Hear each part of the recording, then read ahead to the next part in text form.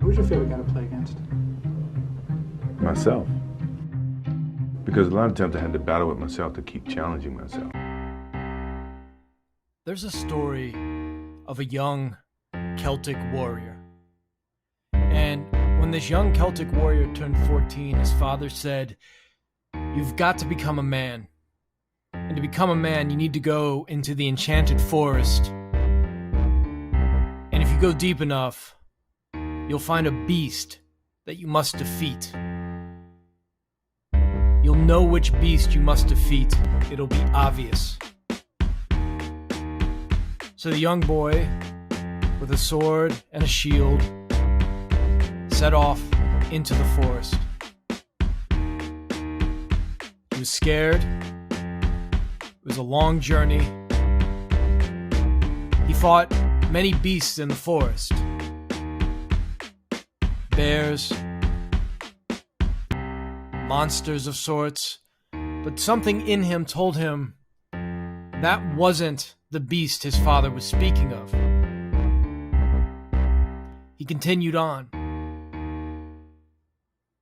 And one day, just before dark, he came to a pond in the middle of the woods. He was thirsty and he bent down and he looked into the pond and he saw his own reflection. And when he looked up, across from him were 100 versions of himself. And he knew instantly this was the beast he must defeat. And those versions of himself, one was doubt, one was fear, one was an aspect of him that was afraid of greatness. One was the aspect of him that wanted to remain a child. And he did battle with himself in the forest until all these versions of himself were defeated. And when he returned home, he carried himself in a different way. His face was different. He looked like a different person, stronger. And his father said, "Ah, I see you carry home the head of the beast."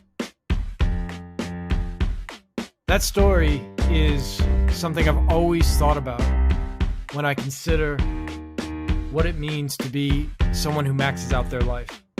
When you max out your life, you're really going up against yourself.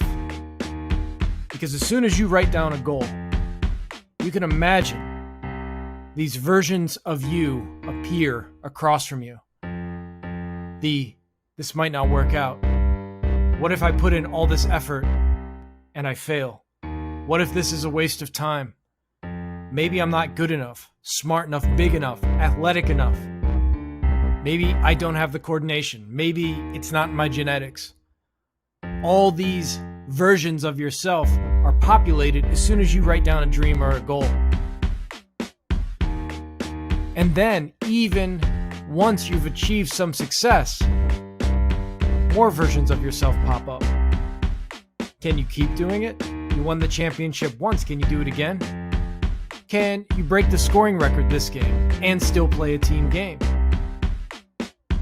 Really what you're doing, and the reason I love life, is because every day is a challenge against yourself.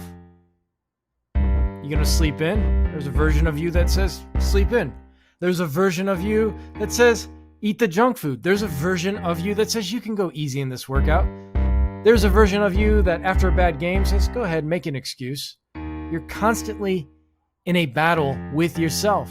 You're constantly doing battle with weaker and smaller versions of yourself. The big you, the great you, the rare you is ready to fight those monsters. And I think Jordan knew as he got better and better and reached the pinnacle of the game, his demon was, you're already at the top, just why play anymore? You're already so good. So Jordan had to create versions of himself that he wanted to compete against. Can I lead the league in scoring and win multiple championships? Can I win 3 championships in a row and Bird and Magic didn't? Can I do it twice? Can I retire and come back? Very, very different mindset than non-rare people.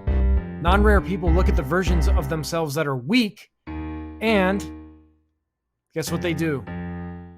They let one of them speak for them. They allow those smaller, weaker versions of themselves to win. I see it all the time. I see guys who make a plan to wake up and work out, and the version of themselves that says, you can sleep in. Well, here's the thing. Once you let that you can sleep in version of yourself win, it tends to keep winning. You can always change it around, pick up the sword and slay that version of yourself, but very few people do. You got to understand that setting goals, wanting to do something, yes, there's competition out there, but when people say it's about changing who you are, when they say, really, it's all about you, what they mean is there are versions of yourself that are average and ordinary. Average and ordinary people give in to doubt, give in to fear, give in to what if this doesn't work for me? They give into the temptations in life, the social temptations, the entertainment temptations. It's very easy to sit down and watch Netflix till 2 a.m. It's very hard to stay up till midnight and then wake up at 6 a.m. and work on your craft. But every time you do, you're slaying that weaker version of yourself. I want to end with this. It's my favorite play. It's Cyrano de Bergerac. And at the end of his life, he's been hit in the head and he's dying. He's bleeding. And he's losing blood and he's getting a little woozy and he's starting to see things from the other side. And his whole life, all he has done is fight. He's a swordsman. He's a military man. And he's great with his pen. He says, my life is about fighting and writing. And all of us have that in us. Your life is about entrepreneurship and spirituality, whatever it is. Well, anyways, at the end of his life, he pulls his walking stick. He's an old man. He starts to hallucinate the enemies that he's battled his whole life. And those enemies are fear and cowardice. That battle goes on all the way till the end of life. We're always competing against ourselves.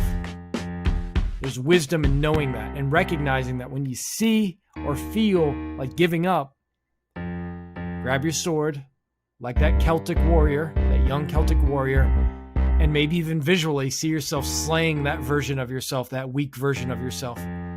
Use your mind to actually chop the head off of the version of you that is average. Oh, you're all there.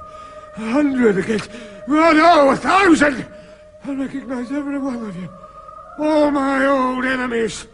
False swords! Compromise! Prejudice! Cowardice! You ask for my surrender? Oh, no, never! No, never, never!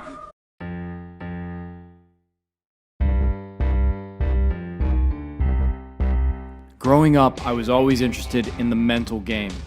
After years of study, I developed the Basketball Brain program. My life is devoted to helping others achieve their greatness. I hope you'll like, subscribe, and if you take a chance with the Basketball Brain program, I promise you your game's going to reach levels that you never thought possible.